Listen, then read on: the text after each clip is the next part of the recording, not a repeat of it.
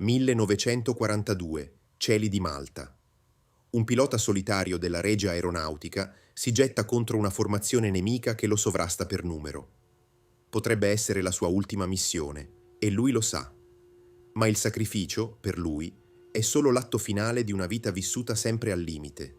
Quest'uomo si chiama Alberto Argenton, e per capire da dove viene il coraggio che lo ha spinto a quel duello disperato, dobbiamo fare un passo indietro, a quando era solo un ragazzo, il sesto di 13 figli, con un destino che nessuno avrebbe mai immaginato.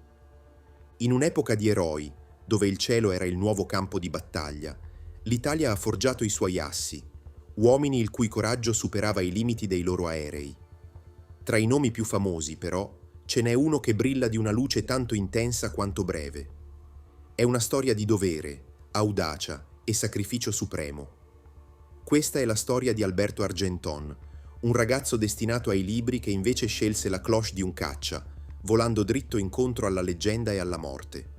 Una vita che attraversa l'incoscienza della gioventù, il rigore dell'addestramento, il battesimo del fuoco nel deserto africano, fino all'ultimo, fatale combattimento nel cielo più conteso del Mediterraneo. Nella cittadina di Este, il 25 maggio 1916, la famiglia di Aristodemo Argenton dà il benvenuto al suo sesto figlio, Alberto. Sesto di 13, un numero che oggi sembra folle, ma che all'epoca era una realtà comune, per quanto impegnativa. Ma quella degli Argenton non era una famiglia qualsiasi. Il padre, Aristodemo, era un uomo di profonda cultura, un professore di francese che diventerà preside a Cividale del Friuli. In quella casa si respirava un'aria di sapere e disciplina. Le aspettative erano alte: studio, dedizione, carriere di tutto rispetto. E infatti, da quella nidiata di figli usciranno ufficiali, medici, insegnanti, tutti pronti a servire lo Stato. Alberto cresce in questo ambiente, trasferendosi con la famiglia a Cividale, dove frequenta il prestigioso liceo classico Paolo Diacono. È un ragazzo brillante, immerso nei classici latini e greci, con una mente affinata dalla logica. Il suo futuro sembra già scritto: l'università, una cattedra, forse la carriera diplomatica. Ma dentro di lui qualcos'altro premeva, un richiamo più selvaggio e irresistibile. Non era l'odore della polvere dei libri ad attrarlo, ma quello del carburante e dell'olio di ricino.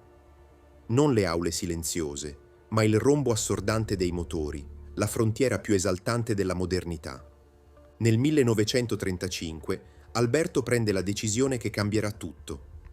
Contro la tradizione di famiglia e contro ogni aspettativa, sceglie la via dell'aria. È la sua personale ribellione. Si presenta ai cancelli dell'Accademia Aeronautica di Caserta, supera le selezioni ed entra nel corso Pegaso. Non è una seconda scelta, è un'affermazione di volontà. In un mondo che lo voleva studioso, lui si scopre guerriero e il suo talento emerge subito. Non è un cadetto qualunque, diventa capocorso, il primo del suo anno, un leader nato. Era la prova che l'intelligenza e la disciplina imparate in famiglia potevano essere applicate con risultati straordinari anche in un campo così pericoloso. Nel 1938, con il grado di sottotenente pilota cucito sull'uniforme, Alberto Argenton è pronto. E non viene assegnato a un reparto qualunque, ma all'élite della caccia italiana, il quarto stormo di Gorizia. All'epoca, il quarto stormo era il top, l'equivalente della squadriglia Richthofen per i tedeschi. Era il reparto che portava sulla fusoliera il cavallino rampante, simbolo ereditato dall'asso degli assi della Grande Guerra, Francesco Baracca. Essere lì significava essere tra i migliori. Qui Argenton non si limita a imparare a combattere. Entra nella pattuglia acrobatica, volando sui biplani Fiat CR-32. L'acrobazia non è solo spettacolo, è padronanza assoluta del mezzo, fiducia cieca nei compagni, capacità di spingersi oltre ogni limite. Volare a pochi metri l'uno dall'altro forgiò in lui una freddezza che gli sarebbe tornata molto utile. Era l'ultimo passo della sua trasformazione. Da ragazzo studioso a pilota da caccia, da pilota a maestro del volo. E mentre l'Europa scivolava verso la guerra, Alberto Argenton, con le sue ali d'acciaio, era pronto. 10 giugno 1940. L'annuncio della guerra squarcia la quiete.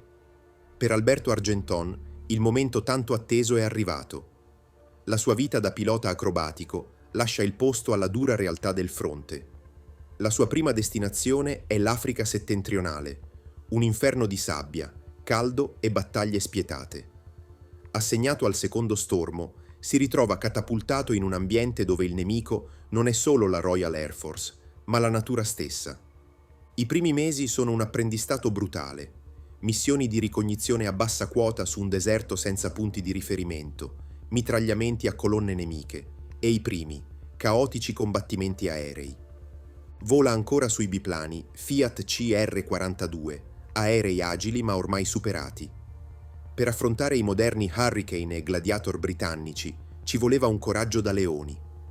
I piloti italiani dovevano compensare con l'audacia quello che mancava in velocità e potenza di fuoco.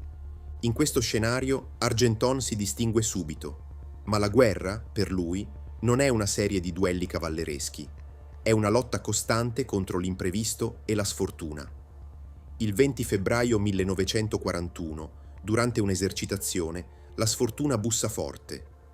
Un suo gregario sbaglia manovra e lo colpisce. L'elica dell'altro aereo gli squarcia un'ala e trancia un longherone della fusoliera. L'aereo, quasi ingovernabile, precipita verso il deserto. Per chiunque altro sarebbe stata la fine. Ma Argenton, con una forza e una perizia che lasciano tutti a bocca aperta, riesce a contrastare la picchiata e a compiere un atterraggio di pancia. Ne esce illeso, ma con la consapevolezza di aver guardato la morte in faccia. E non è un caso isolato. Un'altra volta, un'avaria al motore lo costringe a un altro atterraggio di fortuna.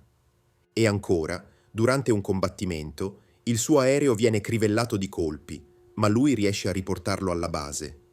Per questi atti di coraggio e per la tenacia dimostrata tra il 1940 e il 1941, gli viene concessa la medaglia di bronzo al valor militare. In mezzo a tutto questo, però, c'è anche un raggio di luce. Il 25 agosto 1940 nasce la sua primogenita, Franca. La gioia di essere padre, però, è velata dalla distanza e dalla guerra. Poco dopo, viene trasferito per un breve periodo al reparto cinematografico di volo, dove filma le battaglie dall'alto, ai comandi di un Macchi C-200. Una breve parentesi prima di rituffarsi nel cuore della mischia. L'esperienza africana, con i suoi duelli e gli incidenti scampati per un pelo, lo ha temprato. Lo ha trasformato da giovane promessa a pilota veterano. L'Africa era stata una palestra spietata, ma lo aveva preparato per il suo appuntamento con il destino. Alla fine del 1941, una ventata di speranza attraversa la Regia Aeronautica. Arriva il Macchi C-202 Folgore. Progettato dal geniale Mario Castoldi, questo aereo è un salto di qualità pazzesco. Monta una versione italiana del potente motore tedesco Daimler-Benz DB601, lo stesso del Messerschmitt Bf109. Finalmente, i piloti italiani hanno una macchina in grado di competere alla pari con i caccia più moderni degli alleati, come lo Spitfire. Per piloti come Alberto Argenton, che avevano rischiato la vita su biplani obsoleti, è una rivelazione. Sua moglie Pia ricorderà il suo sollievo. Finalmente smetteremo di rischiare la vita per niente. C'era la sensazione di poter combattere ad armi pari. Tuttavia, il Folgore non era perfetto. Il suo punto debole era l'armamento, solo 2 mitragliatrici da 12,7 mm, decisamente inferiori a quelle degli Spitfire. Inoltre, la cronica inaffidabilità delle radio costringeva i piloti a comunicare a gesti, limitando l'efficacia delle tattiche di squadra.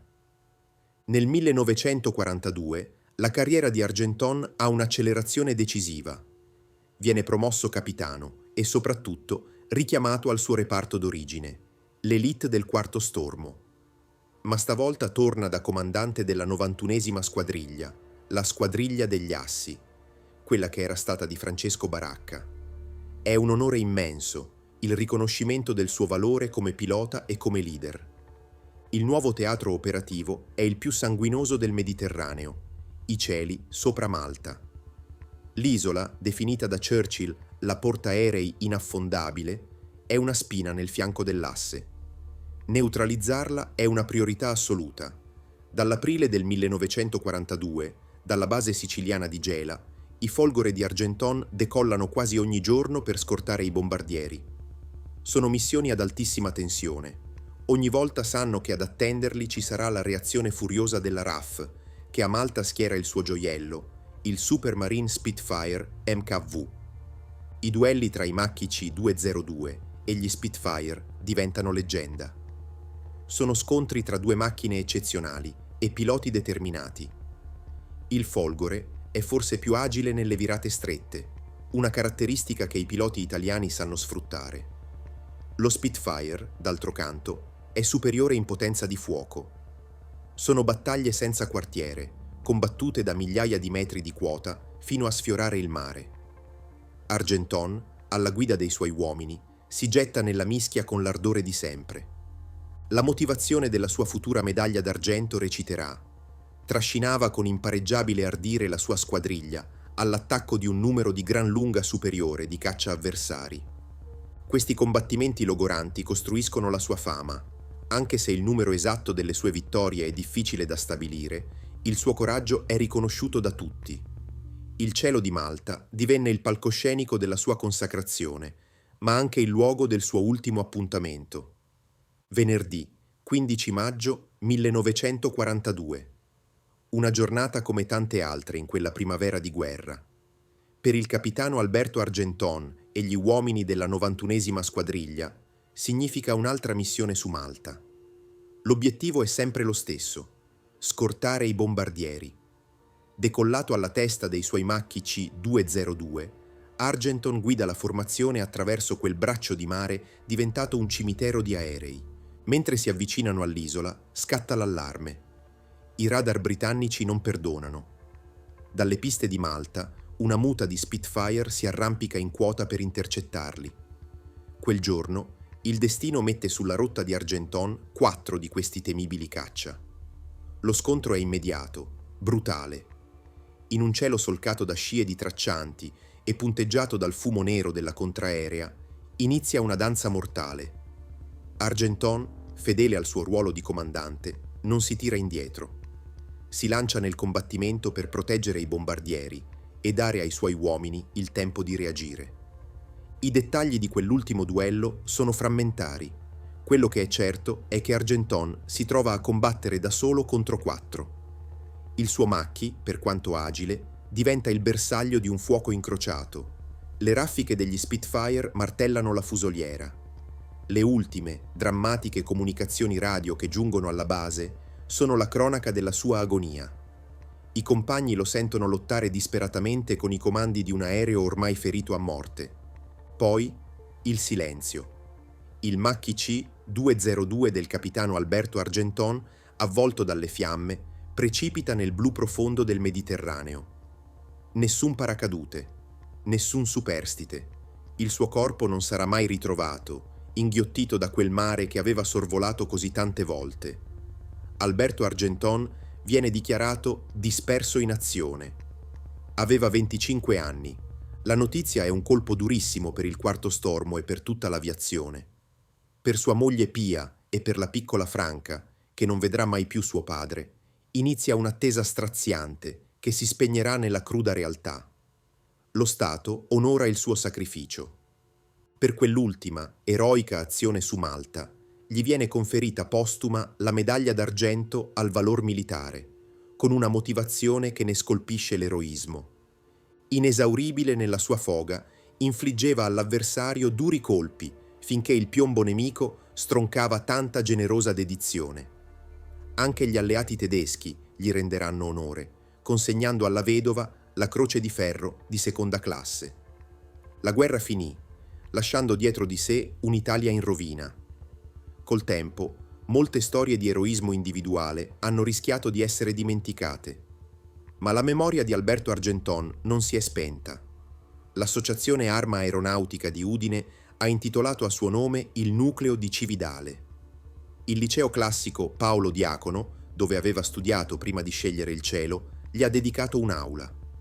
e nel 2001 Cividale gli ha intitolato una via, iscrivendo per sempre il suo nome nella sua città.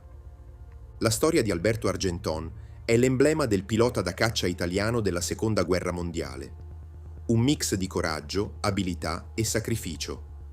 Partito da una famiglia che lo voleva studioso, ha scelto una vita di rischio spinto da una passione incontenibile.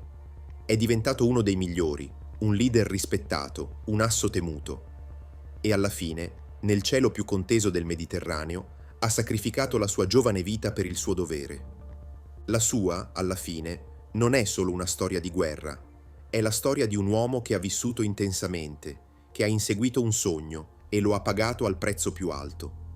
Un eroe, il cui ricordo, come il rombo del suo folgore, merita di continuare a riecheggiare. La memoria è il più grande onore che possiamo tributare a questi eroi. Commentate qui sotto per onorare il ricordo di Alberto Argenton e di tutti i piloti che hanno combattuto con coraggio. E se queste storie di valore vi appassionano, iscrivetevi al canale per non perdere i prossimi episodi.